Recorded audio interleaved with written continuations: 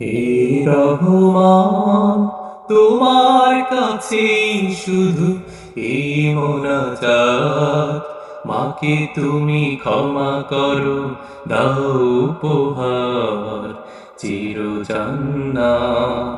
স্বার্থবিহীন তো ভালোবাসা দেবে কে মায়ের মতো? স্বার্থের আঘাতে সব কিছু ভাঙে, তবু মাই তো আপন।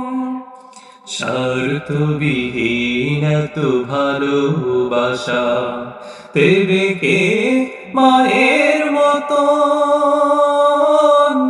স্বার্থের আঘাতে সব কিছু ভাঙে, তবু মাই তো আপন।